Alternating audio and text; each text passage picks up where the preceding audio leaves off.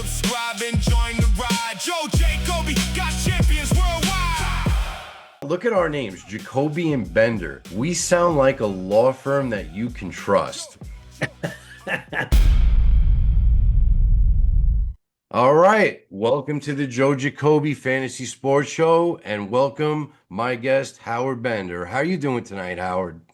Oh man, Joe, I'm doing great right now, man. I am already neck deep. I was like, checking out all my shares in best ball drafts. I had my first, well, I did a Matthew Berry's Fantasy Life draft, so that was like my first technical season long. And then today, earlier, you and I are recording here on Friday of July 4th weekend.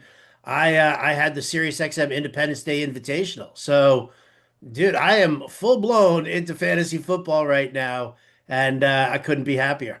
That's awesome. That's awesome. A lot of people that have started to see my channel have seen you on my intros. And I got to say, I'm getting really good feedback from that.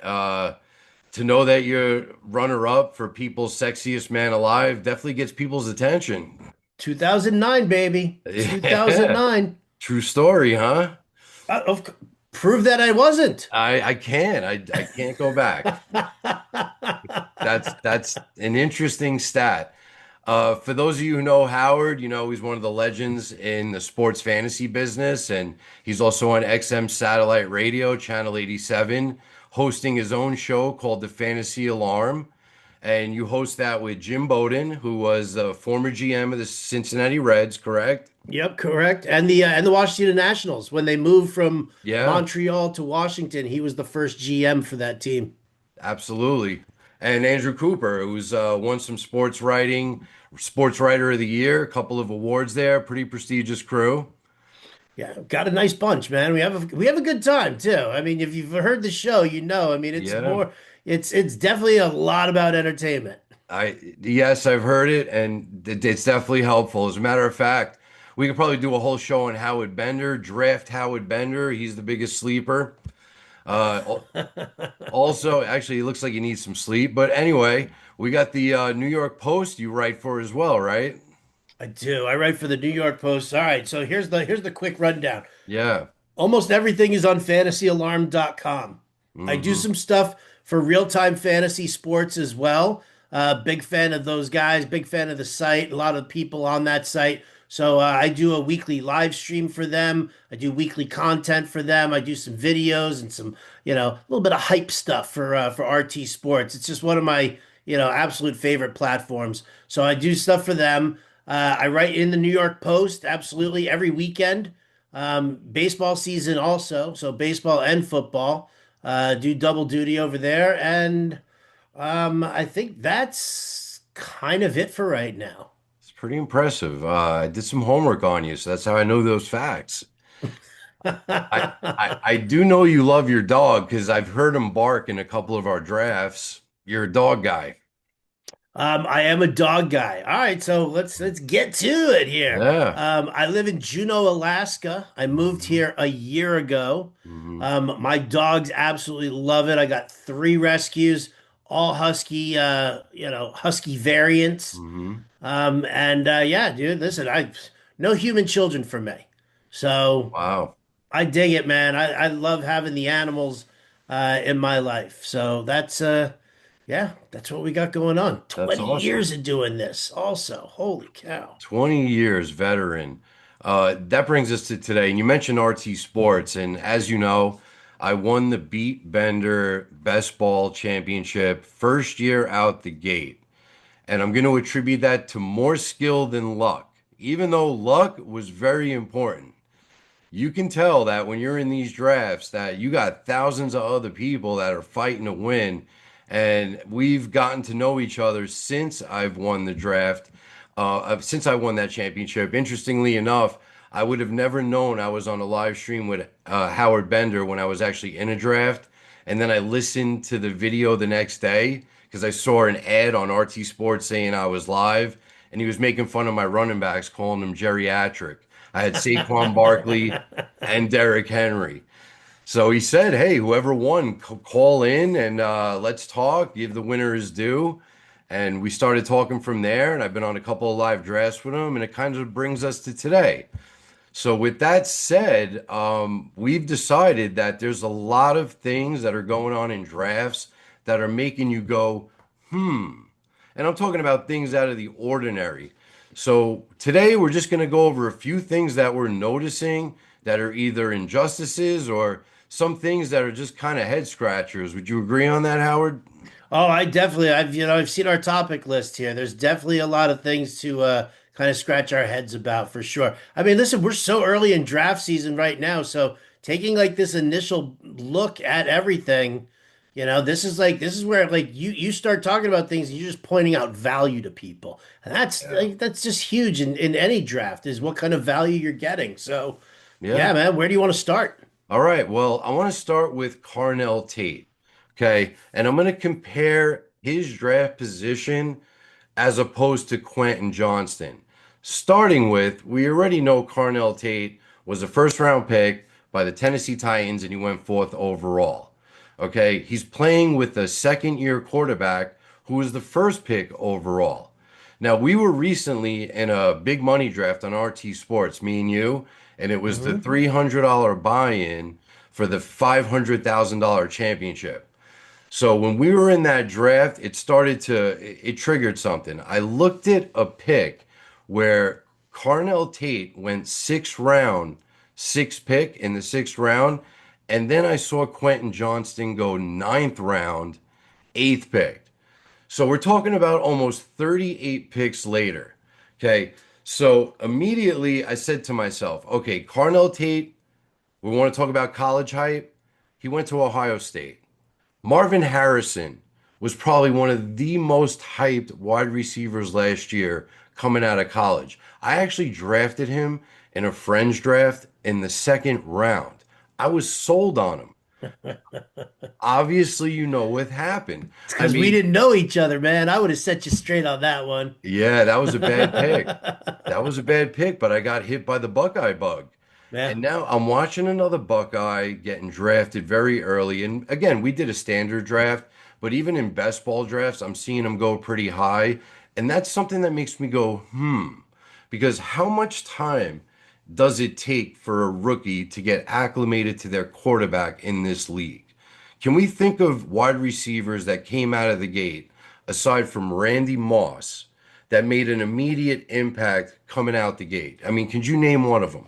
Oh yeah. I mean, well, yeah, you can. I mean, Jamar Chase, Justin Jefferson, these guys made immediate impacts, but the average wide receiver making his way from college to the NFL, it takes about 3 years usually. Like typically, that used to be one of like the classic fantasy Yeah, football myths out there, the third year breakout. But it's not really much of a myth when you start to look and you see how certain guys are developing. So, to see, Carnell Tate, the deck is obviously stacked against him. He's not of that level. He's not a Jamar Chase. He's not a Justin Jefferson.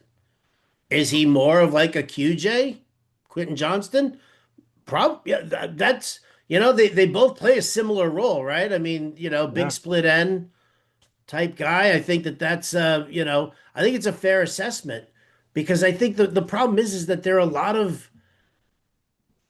lot of things about that split end role, right? I mean, we're so used to seeing a guy like Mike Evans dominate in that role, handles the tougher coverage, gets physical downfield when he needs to, plays that role, right? That was the role that Quentin Johnson was supposed to play, but meanwhile, everybody was hacking on him, being like, this dude doesn't get any separation.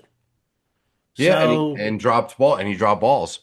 yeah. Oh, well, those are always the best. That's the key is like 2 weeks before your draft, whichever rookie wide receiver they're crapping on the most, Hmm. right? Right. Who is it? It was Jefferson had drops during his camp. Hmm. Jamar Chase, remember he couldn't catch football at the NFL level because he didn't have the stripes on it. Yeah, Right? Stonehenge. I mean, He had there's always Stonehenge. some nonsense that comes out about guys when they do it. So, yeah, I think that the deck is definitely stacked against Carnell Tate. You're telling me him versus Quentin Johnston is that much of an advantage? You said what round was he taken in that draft? He was picked sixth round, sixth pick in the sixth round. And 3 rounds later, then it was QJ. Then it was QJ at ninth round, eighth pick. And you said something actually that made pretty much sense. You said it takes 3 years for a receiver to develop. Quentin Johnston was a number one draft pick in 2023, and he went 21st overall of the Chargers. I not only look at him as an injustice getting drafted beyond Carnell Tate, but I see him as a breakout player. What do you think? Definitely think it's within the realm of outcomes here. Like that's the funny thing Yeah. is that Hmm. I was really concerned about QJ. And he really, it's kind of funny when you look at it last year, the way everything ran with the Chargers. Now, different offensive coordinator, Yeah. completely different scheme than what they're going to play this year. So I looked at it as like, all right, if you've got one guy who's the big split end and one guy who's going to be the slot flanker, McConkey's going to handle the slot flanker stuff. Hmm. So it'll be QJ competing with Trey Harris. And I haven't heard anything really like Trey Harris is being left for dead. He's not even getting drafted in fantasy drafts. So, when you look at that, you kind of have to say, all right, here we go. This is a Mike McDaniel system. It's two wide receiver sets for the most part because he likes to use the fullback or he likes to use the second tight end. And where's Justin Herbert going to throw the football?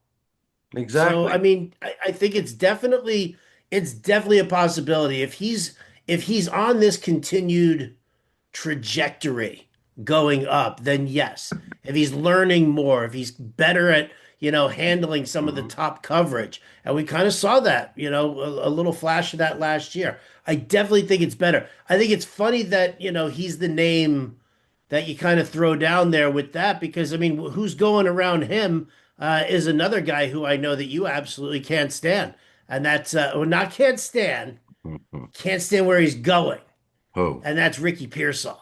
Yeah, Ricky Pearsall. And yeah, we're gonna get into him real quick, but I want to. They're lumping your boys together. He's pissing me off. I'm gonna tell you right now, Keenan Allen leaving the Chargers opened up 122 targets. And I'm going to tell you now, if I am playing the Chargers, I'm more worried about Lad McConkey. And if I'm playing the Titans, I'm probably a little bit more worried about Wandale Robinson. Yeah. Now, comparing Lad McConkey to Wandale Robinson, Lad McConkey is a bigger problem. And I think he's going to distract most defenses, which is going to allow Quentin Johnston to spread the field. I mean, Brian Daboll is the new OC at Tennessee. He brought in Wandale Robinson. And what he brought with Wandale Robinson was 92 catches, over 1,000 yards receiving, and 4 touchdowns on 140 targets. Now, keep in mind, Malik Neighbors was out for most of the year for the Giants, but there's a connection between Dayball and Wandale Robinson, and that kind of steers me even more away from Carnell Tate until he proves his worth in the league. I mean, having big potential versus real results are two different animals, and potential only means that the player hasn't gotten there yet. I don't invest, I don't draft on potential. I don't know what your thoughts on that, but at the end of the day, I think it's worth noting that you actually picked Wandale Robinson 4 picks after Tate went in that exact draft we were in for the Fantasy Life Championship. So great job on that pick. I mean, listen, the Wandale Robinson thing is you know, I agree with you. Brian Daboll wants that kind of a security thing, right? He wants his quarterback to have that reliable asset. As you can hear, my dogs are like, "Yeah, Wandale, Wandale." My Yeah. wife's a Giants fan, so these dogs are like conditioned Uh, now to hear that. I mean, 145 targets, have that security. I found it a little bit surprising just that they brought him over. I mean, it's Dayball's guy, but when you have all these other young wide receivers that they had, Chimere Dike, Alek Ayamanor, that and it wasn't like it wasn't like Cam Ward had like a completion percentage problem, right? mm, I think he still had like a 64% completion rate last season. So you wonder why. I mean, it's just going to be short, high percentage passing to Wandell, and if they're going to use that and Tony Pollard, and they're just going to set up the deep passing downfield, and then that's when Carnell Tate's going to get his opportunities. It's not. Mhm. He's not going to be the alpha. I mean, he's not the alpha receiver in that offense, or he probably won't be looked at as the alpha receiver. So, Yeah, I I mean, I agree. think it's an interesting situation there. I mean, listen, if you're talking about a PPR format, getting Wandale Robinson, who I know is just going to be peppered with targets, as a third wide receiver, I mean, it's just to me, that's just it's basic knowledge of just, you know what? I just want to lock in this high floor guy. I never have to worry about him. I Mhm. know he's going to see a boatload of targets here, and I'll just leave it at that. Do I need him to be explosive? No. Will he have games that he will be? Probably. But yeah. Okay. Well, fair debate. Keep your eye on Quentin Johnston. I'm telling you, last year, I don't know if you had him on your team, but in the first 4 weeks, he was one of the hottest receivers in the league. I mean, go back to week 1 through 4 before he got hurt, and he was up to 4 touchdowns for 22 receptions on 337 yards, week 1 through 4. So So you're saying he's talented, but he's soft. yeah, he's breakable. It's breakable. But I feel like he has enough rapport with Justin Herbert after 3 years in the league. I mean, I would rather take my chances on a Quentin Johnson, 38 picks sooner, than go with Carnell Tate, who still has to build a rapport with Cam Ward. He's going to be one of the head fake picks this year. And I'm telling you, Quentin Johnson, with Mike McDaniel, he's going to be a lot more dangerous. Oh, I can't wait to. It's so funny too. Chargers for years and years and years have always been my nemesis because I've Yeah. loved them for so long, right? And anytime I bet on them, they end up losing. I Mhm. pick them, they end up losing. But I mean, I'm totally fish hooked. They keep me coming back and bringing in Mike McDaniel to run that offense. It's going to be So sold nasty. on it. It's going to be So nasty. sold. All right, let's go to the next one because now you got me going. Come on. We were actually in a beat bender draft a couple of weeks ago, and I noticed something that kind of threw me off. And then I went into a couple of other drafts, and I'm seeing the same pattern. This was a beat bender championship draft, $20 buy-in, $10,000 prize. I already brought it home last year, and I'm taking notes on these future drafts because a lot of people are listening to my strategies now, especially the Jordan Lovegate incident that we had a few weeks back. Ah, dude, you know Dude, what you though? missed it. That is such a money piece of advice. It Yeah. really and I do, and I credit you every time. I always footnote you when I do it because I always say, it's like my boy Joe Jacoby says, and then I end up like just Mhm. rattling off about that. So I won't Yeah. give that away right now if you don't want me to. No, let's not. I saw Jeff Power say, "Oh, I never thought of that," and I'm like, you know what? Having that last guy is like having the hammer in shuffleboard. You ever play shuffleboard in Yep, those yep. bars in New York? You need the hammer. Absolutely. You know what? It's like doing an auction draft and having like $50 more than everybody else at the Yeah, tail end. yeah, that's a good analogy.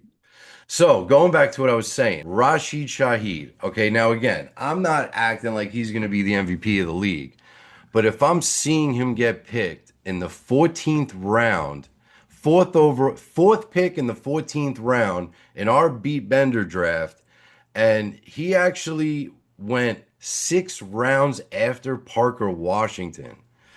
I'm going to go on a limb and say Rashid Shaheed is a wide receiver too in Seattle. And he's got one of the best wide receiver ones in the business, JSN. I don't think Cooper Kupp is threatening Rashid Shaheed.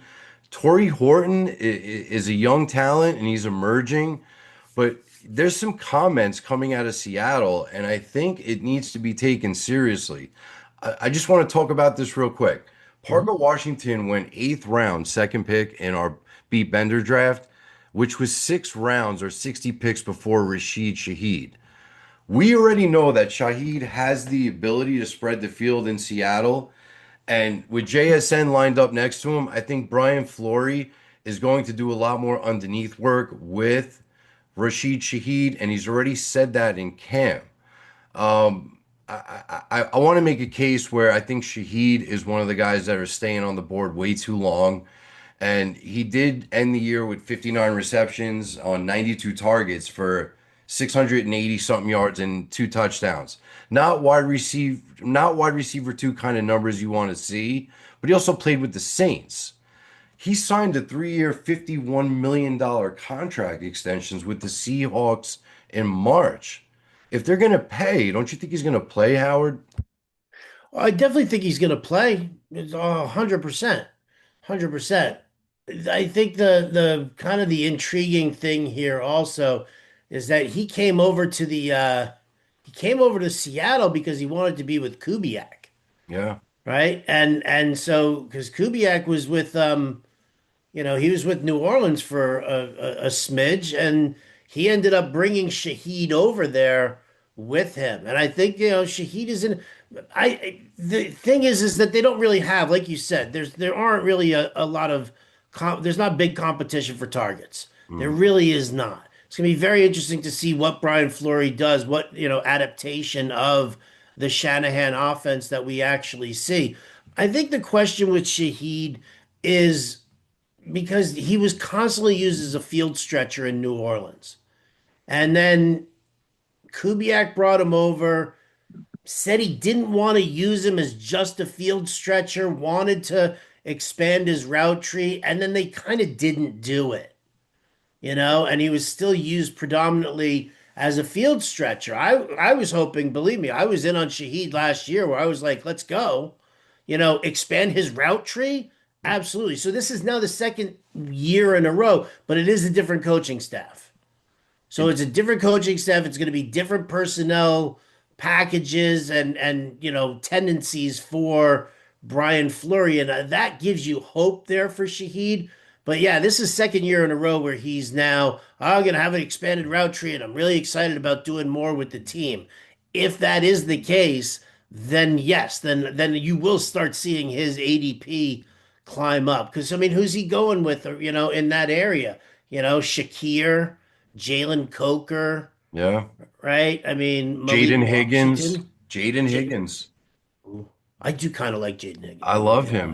lie. I almost talked about him this episode. And he plays on week 17, Monday Night Football. Yeah, you know what though? I was making a joke about that whole Mhm. thing. He's playing. What do we always say about CJ Stroud? Oh, he's great at home. Yeah. He's great at home. He's great in a dome. Yeah. Okay.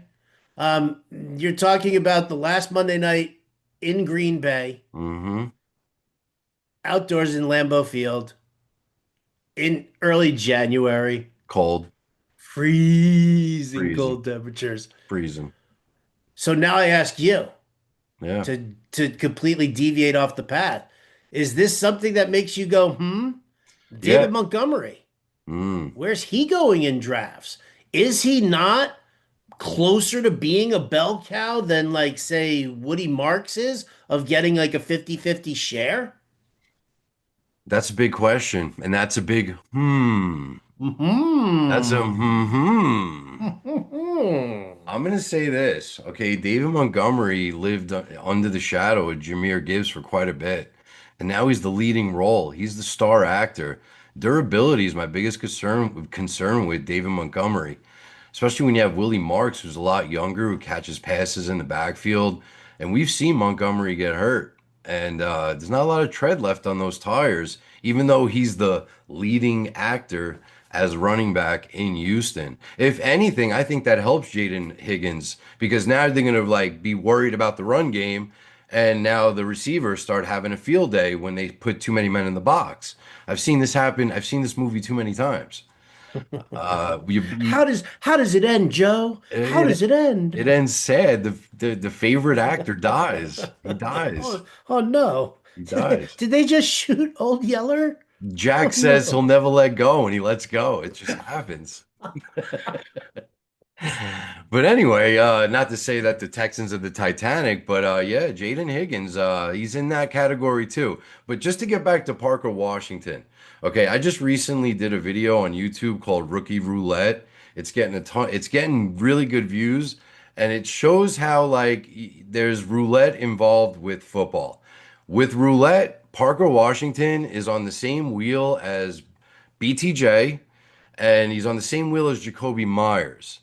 Does that constitute 60 picks earlier than Rashid Shaheed, who clearly can emerge as a wide receiver too in Seattle? And now you got Kenneth Walker, who left town. You got a rookie, Jadarian Price, that's coming into play. And with the new coaching staff, this could be a more passing centric team. What are your thoughts on that? Do I think they could be a more passing centric team?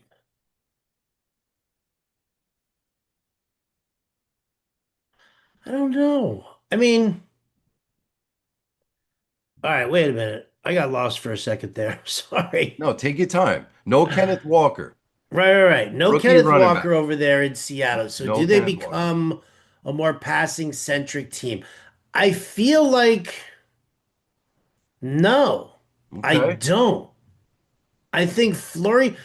So if you're just gonna go basically off of what his offense is, right? You're kind of looking at that Shanahan offense, which is based in a run first scheme, Mhm. right? Where you utilize a blocking tight end, extra tight end, or you utilize the fullback and you go with a bunch of two receiver sets. I think you've got that kind of mentality there still with Flurry that it is run first. And while, I mean, he's got Jadarian Price and we'll get Zach Charbonnet back. You've got Emmanuel Wilson. You've got George Holani.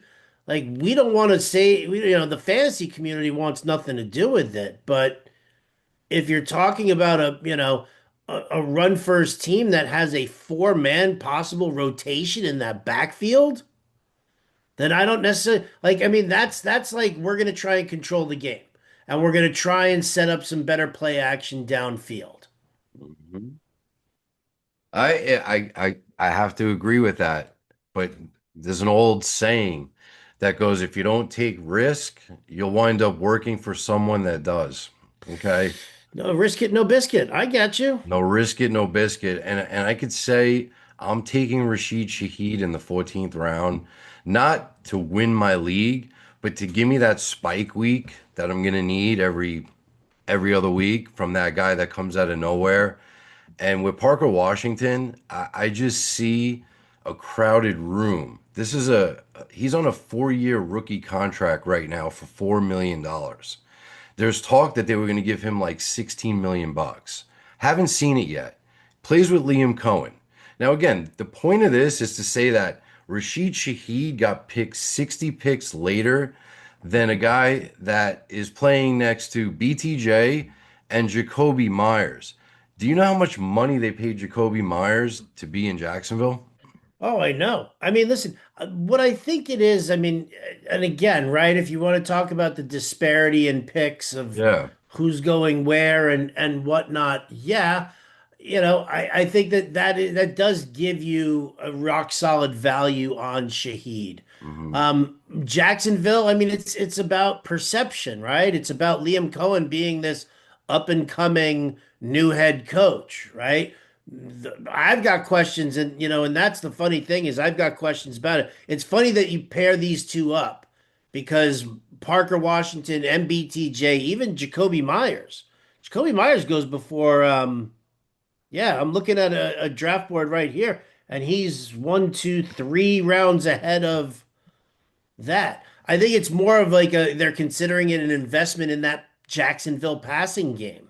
I don't think I don't think people realize enough how many two receiver sets they're seeing in the NFL right now, Hmm. right? And I'll tell you what, the Jacksonville thing is really interesting because Liam Cohen came from the Sean McVay tree Hmm. and brought his offense to Tampa Bay, right? That was beautiful. That was wonderful. Then he brings it over to Jacksonville. But Hmm. all of a sudden, what did they do? What did Jacksonville do in the draft? You want to think something that makes you think, you go, hmm? Yeah, give me a They ended hum. up using a second round draft pick on a blocking tight end. And then they used Yeah. another pick with fairly strong draft capital on another tight end, on a pass catching tight end. So the question that I always kind of wonder is now, is Liam Cohen, did he watch Sean McVay run this 13 personnel, ridiculous 3 and 4 tight end sets, and now he's thinking, ooh, this is the direction to go? Because you draft all of that, and now what are you looking at here? But you do have three strong wide receivers, so I do think that you are going to see some struggle there, right? I was talking to Mike Dempsey, who, he's on Sirius XM Fantasy Sports Radio. He also does a lot of the broadcast for the Jacksonville Jaguars on local radio down there. Mhm. And he basically said that he thought that Parker Washington would actually lead the team in targets, but BTJ would lead the team in touchdowns. I, So that kind of response tells me that maybe Jacoby Myers is the guy who could be on his way, not out, but could be, the short end of the stick. well, if that's the case, then Rashid Shaheed could wind up being a better pick than Jacoby Myers. Oh, I see. I think Rashid Shaheed will always be a better pick than Jacoby Myers. Jacoby Myers, he's like a you're okay high floor guy who's gonna, he's like Wandell Robinson, but he doesn't get as many targets, Yeah, right? I mean, there's not really a whole lot that I love about Jacoby Myers. I don't think there's a good ceiling there, and that's the thing is that Rashid Shaheed's got a pretty high ceiling. I agree. Jacoby. Yeah, it's funny saying that name, Jacoby. You gave me a good one with the Jacoby and Myers. It's ingrained in your mind forever. Growing up in New York. I mean, look at our names, Jacoby and Bender. We sound like a law firm that you can trust. Jac- Absolutely. Were you hurt? Abs- Were you hurt in your last fantasy draft? Call the offices of Jacoby and Bender. You might be entitled to compensation. Oh yeah. I mean, one bad pick should not define your season. Call Jacoby and Bender. Crazy. Let us file your waiver wire claims. I can go out. Stop. Anyway, all right, let's move on from that one. So Courtland Sutton, and this is who I emailed you about. This was the one that I'm really taken back about. This is a number one receiver in Denver last year. Can we both agree on that? Oh yeah, number one receiver in Denver for the last 3 years, actually. The last 3 years. Perfect. And then you look at a draft. As a matter of fact, we were in a best ball draft where we saw him go 11-9. He went 11th round, ninth pick, versus Pearsall, who went 10th pick in the 10th round and fourth pick. So we're talking about a round and a half later. Now, I don't know, but is Courtland Sutton less of a player because of Jalen Waddle being in the building? What do you think, Howard? I do think. See, that's my concern. I've Mhm. always been a big Courtland Sutton truther. And that was because, Sean Payton and Joe Lombardi working together for all those years, you knew what their offensive scheme was, Mhm. right? And you knew that they funneled targets to the X receiver. That was just fact. So as Mhm. soon as like Joe Lombardi went there, I was like, oh, it's great. Courtland Sutton gonna rock it with the targets, and we're all set. It's kind of funny. He never really became this like absolutely dynamic wide receiver. He had some great spike weeks. There was good consistency with him. That was actually pretty helpful, but there wasn't like, you never got that like that big top dog wide receiver. Like Nico Collins could be explosive for 152 yards and 2 touchdowns. You just never saw that from Courtland Sutton. It was part and parcel because of the offense and whatnot. But now you've got Davis Webb, and everything that I'm hearing and reading about what's going on in Denver is Davis Webb wants to pick up the pace. He wants Bo Nix to run a much more of an up-tempo offense. He wants him running around out there, looking downfield. That's what Davis Webb is hoping to get. So the question is now is that style of play going to favor Jalen Waddle, who typically runs the lower A dot routes than Courtland Sutton does? And so if you are moving up tempo or whatever, if he doesn't have it, if he's looking, short range and he can move the chains there 7, 8 yards and let Jalen Waddle take off yards after the catch, I think that's the goal. if you have it downfield, then you have it downfield. So the question is can Courtland Sutton kind of keep himself open on that front? Can he get downfield quicker? So I think that that's the reason that everybody's kind of shifting over to Jalen Waddle, thinking that he's going to be that slot flanker type guy who's going to handle the short yardage passing as well as different slants and different downfield work. So you can look at it like Jamar Chase versus T Higgins. Jamar Chase plays that slot flanker role. T Higgins plays the big split end role. Hmm. JSN and Rashid Shaheed. Shaheed's going to be that big split end role. Hmm. And so the guy who's the slot flanker seems to be favored for the bigger target. So I think that's what's going on right now with Courtland Sutton and and Waddle. I don't think that's where your problem is, though. Your problem isn't with him and versus Jalen Waddle. It's him versus Ricky Pearsall, who, Hmm. what the hell is that dude ever done? I mean, forget about the fact that he can't stay on the field. But I mean, are we looking at Ricky Pearsall? Is there anything about his game that says anything other than like field stretcher? Because Mike Nothing. Evans is going to handle the big split end roll. Nothing. And you know what? I was really looking deep into this. I spent more time on this than most other because Jalen Waddle does more for Sutton than Mike Evans does for Ricky Pearsall. And what I mean by that, Mike Evans is a 33-year-old receiver, and he's not going to distract the defense as much as Jalen Waddle is going to. Jalen Waddle is a speedster. He's 27 years old. If I'm going to put my money on one of these receivers, I think the emphasis on Jalen Waddle creates more opportunities for Courtland Sutton versus emphasis on Evans affecting Ricky Pearsall because Evans is not a juggernaut like he used to be, but Waddle could be. So one distraction opens up another lane. You see the thought process on this? I do see the thought process on this. I don't necessarily, though, I don't fully agree with your take, though, in the sense Mhm. that Mike Evans, I mean, he got hurt last year. Yeah. Okay, it happens. But I mean, you're talking about a guy who was putting together 11 straight 1,000-yard seasons. He's still a big physical specimen. He's not, I wasn't looking at Mike Evans as in any way of being like, oh, this dude's lost a step. He got hurt. I Mhm. get that. So I look at, that San Francisco offense and really do believe that you're getting a guy like Mike Evans to be that alpha receiver on there. I think he's definitely going to, distract defenses. I don't think that's going to open things up for Ricky Pearsall, though. I No. mean, here's the thing. Ricky Pearsall, what about Dijon Stribling? Like, I'm not going to buy into what some of like the big fantasy people are trying to push on you about Stribling.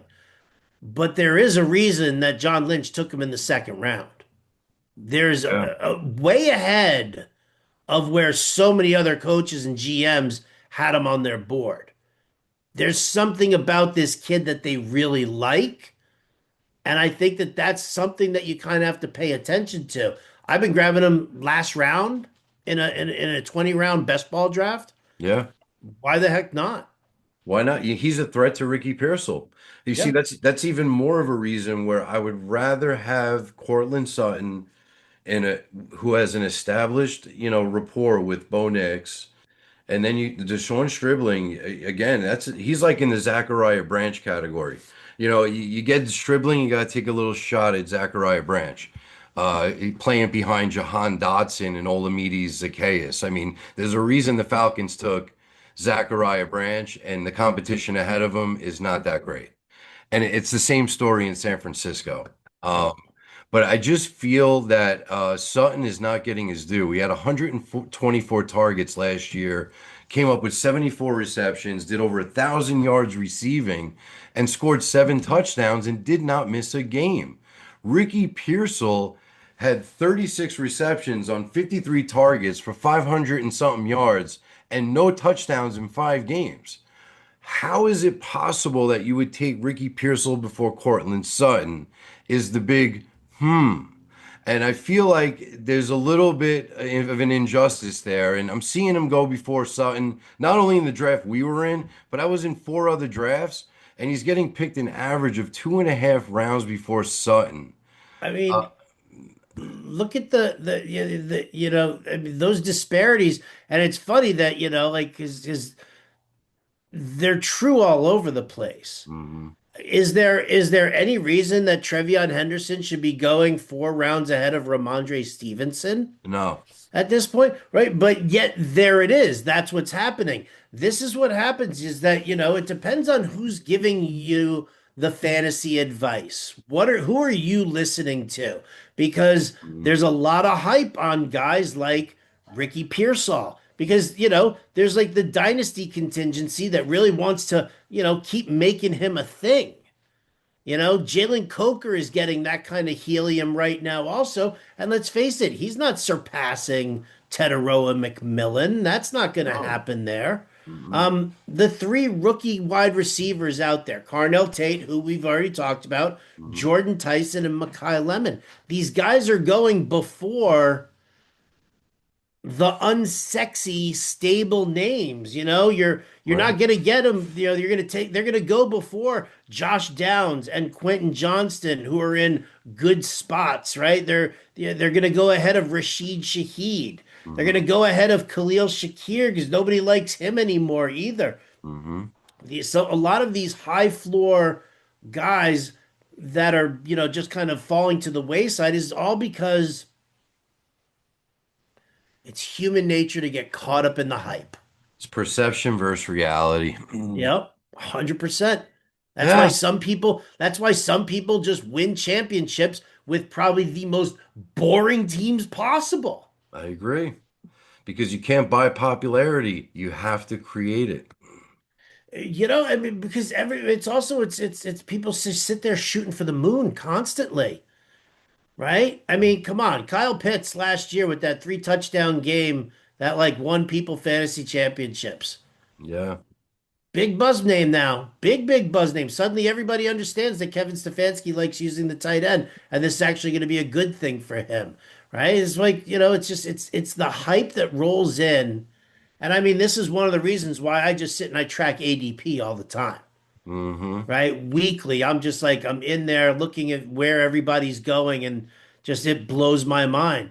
Here's one that might make you go a little bit. Let me hear What it. do you think of like where like Blake Corum and Jonathan Brooks are going? Like these are guys who are playing behind. Oh, did I hit a nerve there? It looks like I hit a Oh nerve. my God, you just blew my mind. Okay, we're talking about handcuffs as premier picks. Let's just call it what it is. Yeah, dude. Listen, These these are like artificial like vegetables versus the pure vegetable. Kyron Williams is the starter in LA until you prove otherwise. yeah. Blake Corum, he did have some big games. He came in to do some mop-up work, but I've seen him go in the sixth or seventh round in drafts. As a matter of fact, in that fantasy life draft, I couldn't believe where he got picked. Oh, it's crazy, man. It's And astounding. And and I love it, man. I love that you're diving into yeah, all of this stuff because I mean, this is the kind of stuff anybody can write up a player profile and yeah, anybody can sit there and do a deep dive into a coaching system, right? mhm, Anybody can do that. Everybody has that capability. But if you don't know strategy inside the draft room, if you can't check and figure out value on the spot, like that's where your problem lies. It lies in the value that you're not getting during a draft. You're getting mhm. caught up in too much hype, and then you're left to sit there and hope that, wish cast on the waiver wire that somebody's going to magically appear. You're going to get him, and he's going to be your league winner. Yeah. And then you call in the offices of Jacoby and Bender fantasy representatives because you had a faulty waiver wire claim. Here's the thing, Howard, I like to say this. You never know what seed is going to sprout the sweetest fruit. Okay. I'm a total open speculative when it comes to fantasy football. but I don't draft on potential. I draft on what already happened. And if you're investing in potential, you don't have to do it in round five. You don't have to do it in round, you could wait till round 10. I mean, you can buy the penny stock later, but you want to get the blue chips at a discount. And the key to winning these tournaments, and the reason I won your tournament last year is because I didn't mistake hype for reality. And I feel like the picks like Matt Stafford were some of my better plays. Not to get off subject, but certain people, I had handcuffs on Bijan Robinson for Tyler Algier, and there was 1 week he actually did better than him. It's just little things like that. And I compare Blake Corum to the Tyler Algier to Bijan Robinson last year. And if Kyron Williams does get hurt, Blake Corum's going to run wild. But I'm not going to spend the 6th round pick on him. I'll go to Ross and get Gucci for half off. I don't have to pay top dollar for it. That's the mentality on that. So anyway, yeah, Jonathan Brooks is another one. Hasn't really played a real down in the league, and he's going before Chuba Hubbard. I don't know. Chuba Hubbard, I think of him as somebody in an offense that scored touchdowns and did something. Until Jonathan Brooks proves he can be consistent, I'd rather just buy a penny stock. Agreed. 100% agreed. All right, let me get to the next one because I think you're going to like this one. You're probably going to definitely disagree with this one. But here it is. Christian McCaffrey is going top 5, top 6 in most drafts. He's one of the best running backs in the league. Not taking anything away from him. But then Devon Achane is going in the beginning of the 2nd round, sometimes even a little deep into the 2nd round. And I just think there's somewhat of an injustice here. Again, I love Christian McCaffrey, but let's just compare apples to apples. How many carries did Christian McCaffrey have last year? Oh, I don't know, 300 and something. Yeah, he's in the 320 plus club. Hmm. Every time I see a running back do that much, he actually ran the ball for 318 carries, and he was number 2. You know who ran the ball the most last year, as a matter of fact? Um, no. Was it him Jonathan or Derrick Henry? Jonathan Taylor. Oh, JT. All right. Yeah, makes sense. JT had 323 carries last year. So again, McCaffrey had a huge year, 102 receptions, 924 yards, 311 carries. I go on and on, over 2,100 all-purpose yards. This is the big year jinx, in my opinion, because he almost did the same exact thing in Carolina, and the next year he played and he missed a lot of games. Devon Achane was solid last year. I don't care what anybody says about Miami. When there's one guy that can catch passes and shred defenses, and Malik Willis brings a little bit of a better dynamic, I think, than Tua Tagovailoa, I think it's clear to say that I don't care who the quarterback is in Miami. It could be me and you as quarterback in Miami. This running back is still going to be a top 5 running back, in my opinion. What's your thoughts on that? I actually disagree with you on that front there. I Like, knew it. listen, as far as McCaffrey goes, yes, he's great, but I drafted a ton of McCaffrey last year, and I feel like I got away with one, right? It's like walking away from the blackjack table up, Right. right? I'm not going to go back to McCaffrey again this year because there is a lot of, tread worn off of those tires. Mm. And, we saw him like kind of slow down. He kind of had that shoulder issue in the playoffs. And so you do have to be concerned about that. My problem with Achan is more about not just him, not him and his talent. Miami doesn't offer anything else. They don't. Malik Willis is a terrible passer. He's a terrible passer. And while you're going to see him run for 100 yards in a game, and he'll run one in, and the fantasy community loves him. In reality football, this dude could suck. This dude could be like, remember when Matt Flynn was amazing for the Packers in like 3 games at the end of the season? Then he signs this huge deal over in Seattle, and then where'd he go? What happened to him? He just wasn't that good. Malik Willis is a terrible passer. And then he's got no weapons either. Greg Dulcich and Malik Washington. I mean, that's atrocious. That's beyond atrocious. Chris Bell still recovering from an ACL issue, so we're banking on him. So if I'm a defensive coordinator, I'm more than stacking. Stacking the box and putting a spy on Malik Willis. And so I think that's the fear of locking into Achan as like your top guy. I would take Achan if I were like, let's say I was on the wheel and Mhm. bang bang with my two picks. If I was gonna take like a Jonathan Taylor, an Ashton Genty, or an Omarion Hampton, somebody like that, and then pair him with Achan, then I'm okay with that. But I gotta tell you, man, I really there's a piece of me that hopes that I'm wrong, that Malik Willis will thrive. Mhm. I just don't think he does. And that's you know what, and this is why I have to go against crowd mentality to win these tournaments, and it's tough to make an argument until it actually happens. And Yeah. I could say this right now. Tariq Hill had no influence in Miami last year at all. He was on the IR. He had 21 catches the whole year for one touchdown. Jalen Waddle in Miami had 64 catches for six touchdowns and over 900 yards. For a guy like Jalen Waddle, I mean, that's somewhat pedestrian. But if you look at what Achane did, 24 years old, okay, and again, I'm taking Malik Willis out of the equation. 24 years old, 238 carries, about 100 carries less than Christian McCaffrey. And again, I'm comparing this guy went for 1,350 yards and eight touchdowns on the ground, and also picked up 67 receptions on 85 targets for nearly 500 yards and four touchdowns. There was clearly a reliance on Devin Achan, despite the lack of quarterback play, despite the lack of wide receiver production.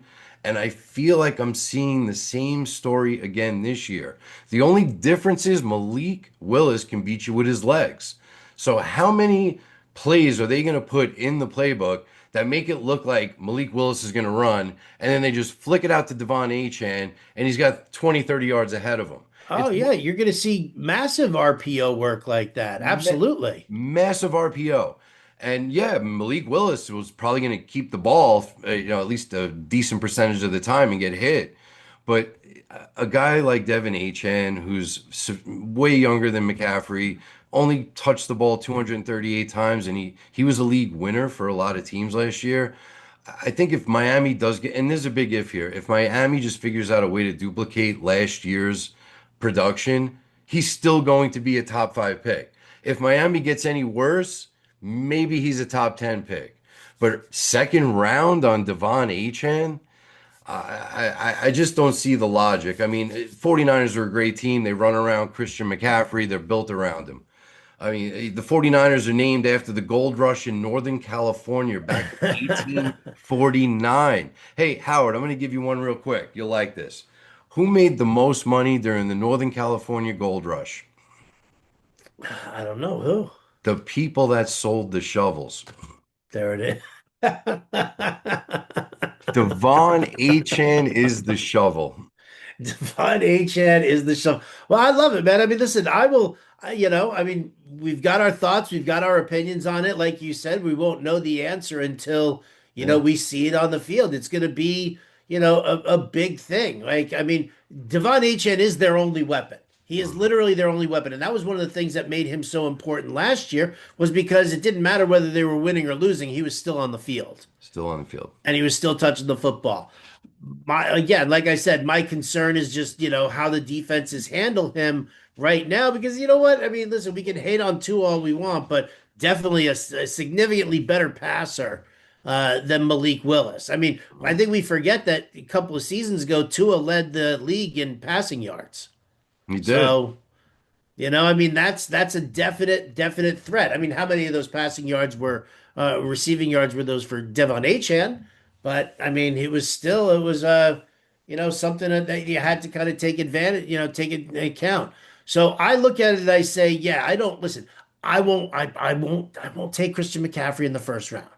I won't take him in the first round. I don't begrudge somebody who does by any means.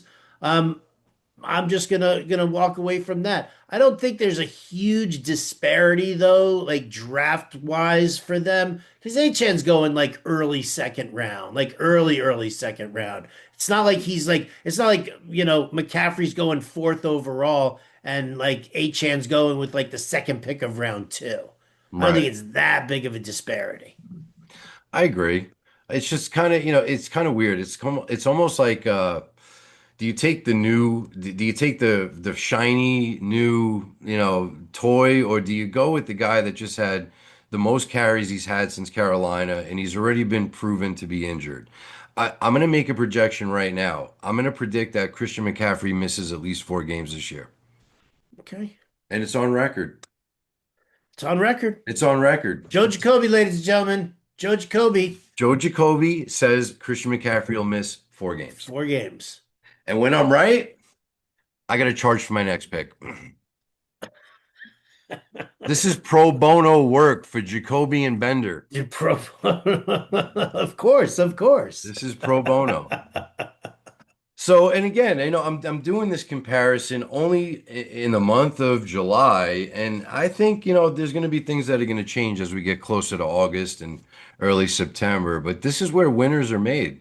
You got to be ahead of the crowd to beat the crowd. I mean, there's no other way to win this with a little bit of luck and a whole lot of planning. Preparation meets skill. That creates good luck. Preparation meets skill. I like that. I feel like we need a rap session like this on a weekly basis. We need to do this every week. This is therapeutic, Howard. It does help. It does help. Well, Joe, thank you so much, man. I really appreciate you having me on here, man. This is a definite blast. I would love to keep doing this with you if you're up for it. We should your house one week, my house the next week, your house, my house. We just I'm kind of up. go back and then we get everybody set and squared away for just an absolute killer fantasy football season. Yeah, I'm totally down to do that. We'll come up with something different every week, and we'll try to guide this great community that names their teams crazy names, that argues with each other over picks. What a great sport, fantasy. I got a question for you. Okay. This is going to be off topic. Let's just say fantasy sports were like boxing, and you had to come to the ring and you picked a song to come to the ring. If there was a song that you can pick to introduce yourself to a draft to get you pumped, what song would that be? There's a song called Carini by the band Fish. That Kareem? is that's my walk-up song, and I'll tell you exactly why. Okay. I had a I mean, you'll have to hit the Google machine and just go to YouTube and type in Fish, Phish, Okay. Carini, Carini. All right. I had a dream that I was a New York Yankee and I was in the dugout and it was my head on a vintage juiced up Jason Giambi body. That's awesome. And Bob Shepard calls my name and I take Yeah. a step out of the dugout. I got my bat, I'm dragging it behind me like a Neanderthal club. Uh-huh. Right? Carini is playing. I'm in a groove. I get right there to, home plate. I dig in, eyeballing the pitcher. Yeah. Music's still playing. And the pitcher winds up, delivers the ball, and I wake up. Unbelievable. And I never know what happens. One more minute of sleep would have been the best dream of your life. Could have been. Well, you know what?